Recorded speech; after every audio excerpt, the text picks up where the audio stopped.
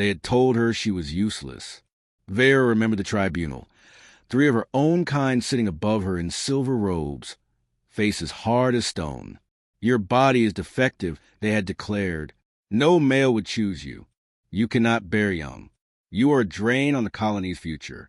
And just like that, she had been exiled. The irony was bitter.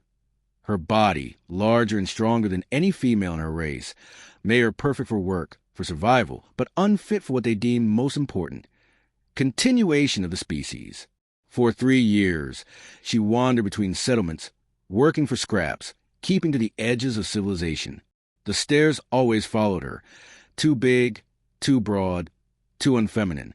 Even among humans, she drew whispers. She had given up on belonging until she met him. The rain was coming down in sheets when she stumbled into the human village.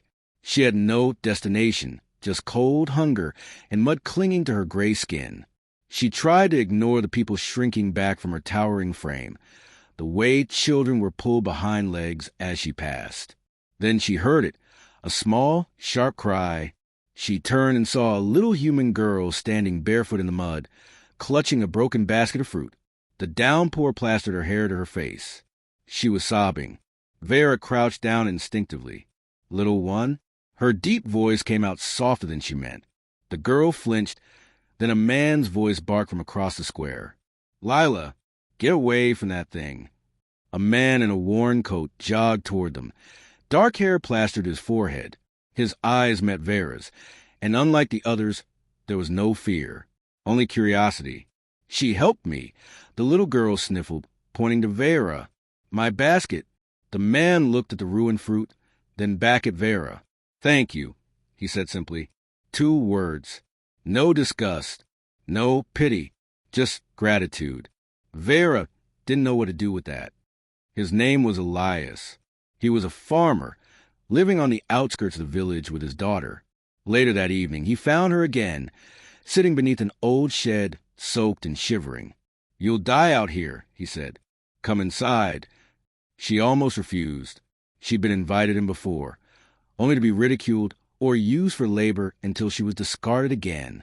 But when she looked at Lila's hopeful little face peeking from behind his leg, she found herself rising. Days turned into weeks. Elias gave her work on his farm, and she was good at it, strong enough to lift what 3 men could not, tireless in the fields, careful with the livestock. But it was the evenings that unsettled her most. She would sit at the table, feeling far too big for the chair, and Lila would chatter about her day while Elias cooked. Sometimes they would both laugh at something silly Lila said, and Vera would catch herself smiling, then remember she didn't belong here. One night, as the fire crackled low, Elias asked, "Why do you always look like you're about to leave?" She stared into the flames. "Because I don't deserve this." "Don't deserve what?" "Warmth, kindness, family." Her voice cracked. "My people cast me out, said I couldn't make life. So what am I worth?" Elias was quiet for a long moment. Then he said simply, "You're worth more than what others decide." She looked at him then, really looked. His face was lined from years of work, his hands calloused, but his eyes, they were steady, unwavering. And for the first time in years, she felt seen. Winter came hard that year. Food grew scarce. One night, a violent storm swept through, tearing down half the barn. Vera worked through the night to repair what she could, shielding the animals with her own body against the wind. When it was over, she collapsed in the mud, exhausted. Elias found her there at dawn. "You're hurt," he said, kneeling beside her. "I'm fine," she lied. "You're not," he insisted, helping her up despite her size. "You saved everything. Lila would have lost her favorite calf without you." The little girl ran to hug Vera's leg. "Thank you." Something inside Vera broke then, a dam she didn't know she'd built. She sank to her knees and hugged Lila back, trembling. Elias watched, something unreadable in his eyes. That night, as they sat by the fire, he spoke softly. "You said you can't make life," he began. "But, Vera, look at her. Look at what you've done for her. You've given her safety, love. Isn't that making life?" She couldn't answer. Tears blurred her vision. Spring returned, bringing new growth. One evening, after planting was done, Elias stood with her at the edge of the field.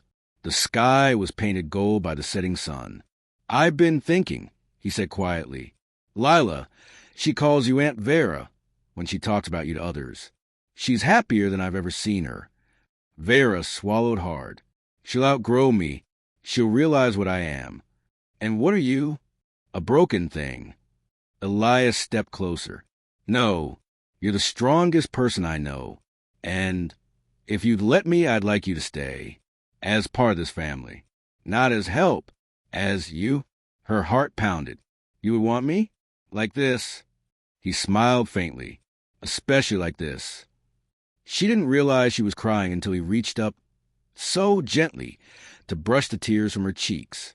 In that moment, with the earth warm beneath her feet and his hand on her face, she felt something bloom inside her she thought long dead.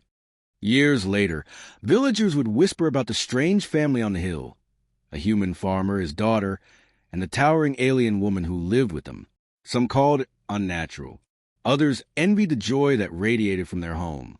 And on one bright morning, as Vera held a tiny, crying bundle in her arms, a human child, their child, she finally understood. Her people had been wrong. She had been made to create life.